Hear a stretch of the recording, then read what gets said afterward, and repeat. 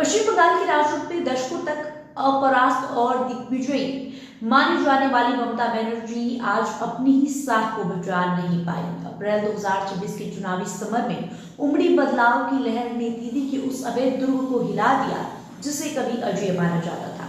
ये महज एक चुनावी शिकस्त नहीं बल्कि उस स्ट्रीट फाइटर छवि के ढहने की दास्तान है जिसने बंगाल के जनमानस पर सालों तक राज किया।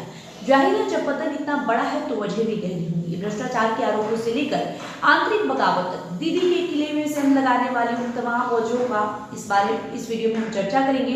लेकिन उससे पहले उस फाइटर की फ्लैशबैक कहानी जान लेते हैं जिसकी हार की पटकथा लिखी गई है।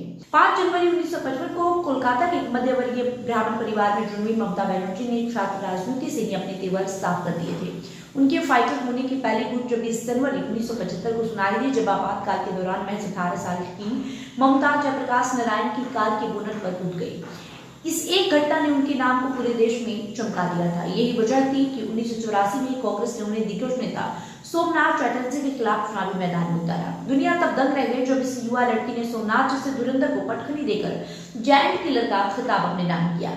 यही से ममता के उस आक्रामक सफर का आगाज हुआ जिसने आगे चलकर देश की सियासत को कई बार हिलाकर रख दिया।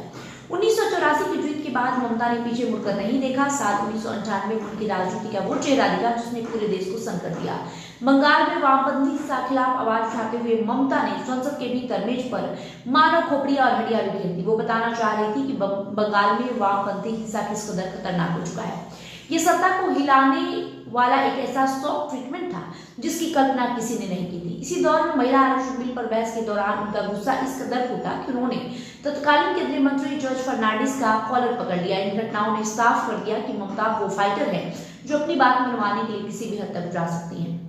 लेकिन ममता बनर्जी के अजय दुर्ग की नींव पड़ी साल 2006 में सिंगूर आंदोलन के दौरान। टाटा नैनो प्लांट के लिए जमीन आगन के खिलाफ ममता कोलकाता की सड़क पर लगातार 26 दिनों तक भूख हड़ताल पर बैठी रही। गिरते श्वास और डॉक्टरों की चेतावनी के बावजूद वो टिकी नहीं। उनके इस अदम्य साहस ने 34 साल पुराने वामपंथी शासन के चूल्हे हिला दी और 2011 में पहली बार बंगाल की सत्ता के शिखर पर पहुंची।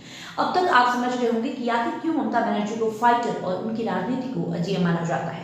लेकिन सवाल यही है कि जो दुर्ग 34 साल की कम्युनिस्ट शासन से नहीं हिल सका वो आज महज 15 साल में क्यों दरक गया। आज चुनावी नतीजे जो आए हैं उसे ये सवाल उठना लाजमी है कि आखिर वो फाइटर फेल कहाँ हुई। राजनीतिक जानकारों का कहना है कि ममता की वो आक्रामकता कभी उनकी ताकत थी, वो अब उनके खिलाफ एंटी इनकम्बेंसी की कारण बन गई। भ्रष्टाचार के आरोप, संदेश खाली जैसी घटनाएं और रोजगार के मुद्दे ने उनकी उस रक्षक वाली छवि को चोट पहुंचाई है। तृणमूल कांग्रेस के लिए बड़ी चुनौती भ्रष्टाचार के आरोप रहे। शिक्षक भर्ती घोटाला में पूर्व मंत्री पार्थ चटर्जी की गिरफ्तारी और उनके करीबियों के पास से करोड़ों की नकदी बरामद होने ने पार्टी की छवि को गहरा धक्का पहुंचाया। इसके अलावा मवेशी तस्करी मामले में अनुव्रत मंडल और राशन घोटाले में ज्योतिप्रिय मल्लिक जैसे कद्दावर नेताओं की गिरफ्तारी ने जनता के बीच संदेश दिया कि भ्रष्टाचार निचले स्तर पर जा चुका है। बंगाल की जमीनी हालात इस कदर बिगड़े कि भवन निर्माण से लेकर सरकारी ठेकों तक में टीएमसी के स्थानीय सिंडिकेट का दखल अनिवार्य हो गया। आलम यह था कि बिना तय कमीशन दिए आम आदमी के लिए घर की एक ईंट लगाना भी दुभर हो गई। राहत राशि और आवास योजनाओं में 10 से 25% तक कट मनी की वसूली ने सीधे तौर पर गरीब जनता के हक में डाका था। हालांकि ममता बनर्जी ने खुद सार्वजनिक मंचों से कार्यकर्ताओं को ये पैसा लौटाने की नसीहत दी, लेकिन तब तक इस कमीशन खोरी ने माटी और मानुष के भरोसे की भीतर से खोखला कर दिया। बीजेपी ने बंगाल को सिर्फ एक राज्य नहीं बल्कि एक मिशन के तौर पर लिया। बूथ स्तर तक माइक्रो मैनेजमेंट और केंद्र सरकार की कद्दावर मंत्रियों की फौज ने दीदी के गढ़ में 24 घंटे घेराबंदी जारी रखा। बीजेपी ने ममता बनर्जी के मुस्लिम तुष्टीकरण के नैरेटिव को इतनी मजबूती से स्थापित किया कि हिंदू मतों का एक बड़ा हिस्सा लामबंद हो गया। साथ ही केंद्रीय एजेंसियों की सक्रियता ने टीएमसी के फाइनेंशियल और चुनावी तंत्र की कमर तोड़ दी, जिससे दीदी इस बार अपनी पुरानी आक्रामकता नहीं दिखा सकी। ममता बनर्जी का सबसे मजबूत आधार महिलाएं रही, लेकिन स्वदेश खाली और फिर आरजी अस्पताल की विभत्स घटना ने इस भरोसे की जड़ें को हिला दी। एक तरफ संदेश खाली में शेख शाहजहां और उसके समर्थकों पर महिलाओं के उत्पीड़न और जमीन हड़पने के आरोप लगे, तो दूसरी तरफ आरजीकर मेडिकल कॉलेज में महिला डॉक्टर के साथ हुई दरिंदगी और उसके बाद प्रशासनिक लिपापोती के आरोपों ने पूरे देश को झकझोर दिया। मां माटी मानुष का नारा देने वाली सरकार जब अपनी ही बेटियों की सुरक्षा में विफल रही, इससे महिला मतदाताओं का वो बड़ा हिस्सा छिटक गया जो कभी दीदी का सबसे बड़ा सुरक्षा कवच हुआ करता था।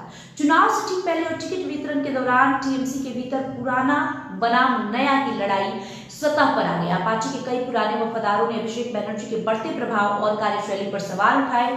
शुवेंदु जैसे कई अहम नेताओं का पार्टी छोड़ना या निष्क्रिय हो जाना सांगठनिक कमजोरी का कारण बना, जिसका सीधा असर बूथ मैनेजमेंट पर दिया गया। जाहिर है, कलकत्ता की सड़कों पर जिस स्ट्रीट फाइटर ने खून बहाकर वामपंथ के अवैध किला उठाया था, आज उसी की सत्ता भ्रष्टाचार और सिस्टम की खामियों के बोझ तले दब गई।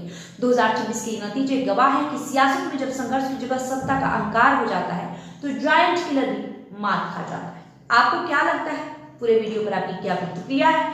कमेंट करके जरूर बताएं। वीडियो को लाइक और शेयर करें। बहुत बहुत शुक्रिया।